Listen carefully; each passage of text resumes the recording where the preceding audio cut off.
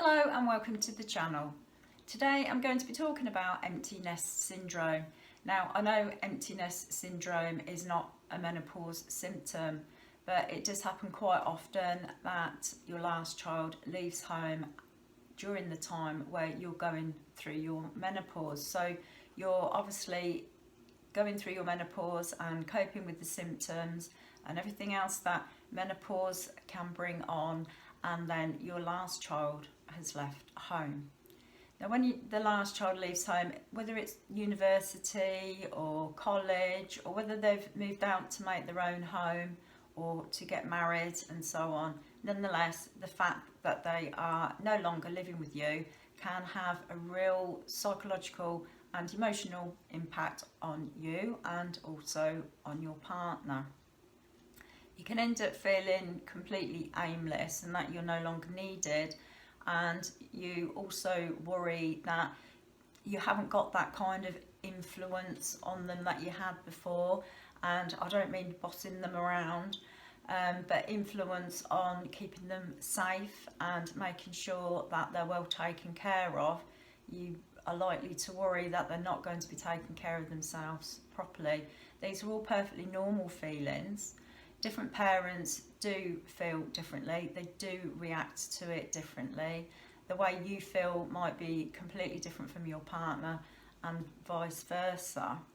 In my personal experience, when my second child left home, my youngest child left home to set up his own home with his partner, who is now his wife, she's a lovely girl, and to raise a family, I really felt that there was this big hole left in my life, and despite having friends and having a job and having other family members, nonetheless I did feel lost. I also felt that, how can I explain it, I was no longer needed, which I've learned over recent years was rubbish. I am still needed, and that is wonderful, but getting through those first few months or even the first year or two of your child leaving home can actually be really quite difficult.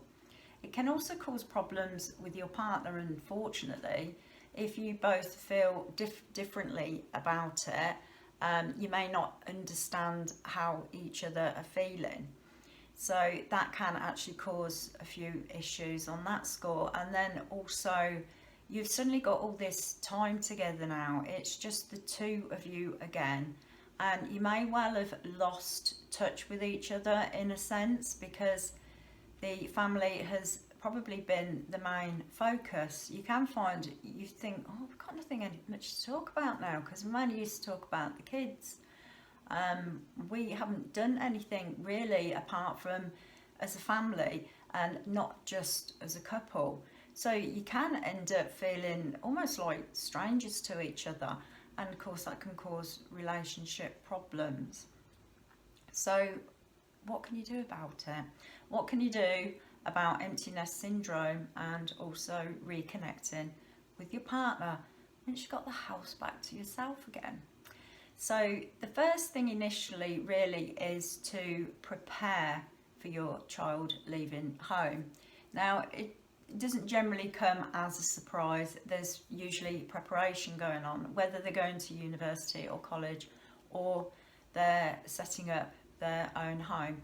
So if you can prepare mentally for it, you have to acknowledge it, you have to be honest with yourself, and by helping them to prepare, you're also helping yourself to prepare. And being honest about how you feel, whether it's just to yourself or discussing it with your partner or close friends and family, can make a big difference. So if you acknowledge that it's going to make you a little sad, and well, yeah, I'm going to wonder what I'm going to do with myself, and I'm going to worry that they're taking care of themselves properly, can actually help. So a little bit of practical and psychological preparation can really take the edge off how you feel when your child has actually flown the nest. Keeping busy is another thing, and that doesn't necessarily mean, oh, you know, you've got to spring clean the house, but keeping busy doing things you perhaps didn't have time for before, because you've now got more free time. So if you keep yourself busy and active and try and take an interest in new things, take up new hobbies, restart hobbies that you didn't have time for when the children were younger, that can really help as well.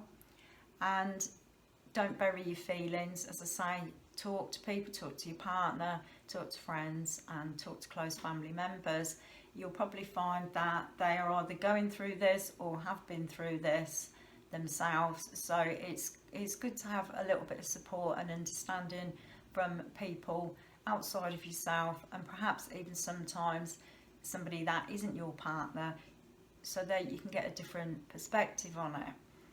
Now, because partners do often feel differently, it can cause a few problems, but you do need to be open and talk to each other about how both of you are feeling, accept how the other person is feeling, and work through it together. And if you do find that you feel distant from your partner, you're starting to feel, we haven't got anything in common, we haven't got the kids here, that's all we used to talk about, then take the time and effort, because you will now have more time, you'll have the house to yourself, but take the time and effort to reconnect again with your partner. Do some of the things that you used to do together. Think of some new things you would like to do together, or there's always a lot of things that you both wanted to do together but you never got the chance to years ago. Then connect by doing those things. It can really make a difference, can help stop a lot of bad feeling and arguments. So communication is always a good thing between partners. So there are just a few tips there. As I say, I do know what it feels like. It was quite a difficult time for me, but both of my children are now doing really well. I have 5 grandchildren as well, which is wonderful. I do other things in my life, things that I didn't have time for when they were little. So I do fill my life with other things. And also, as a final point, you will notice that once they've moved out, doesn't mean they're gone.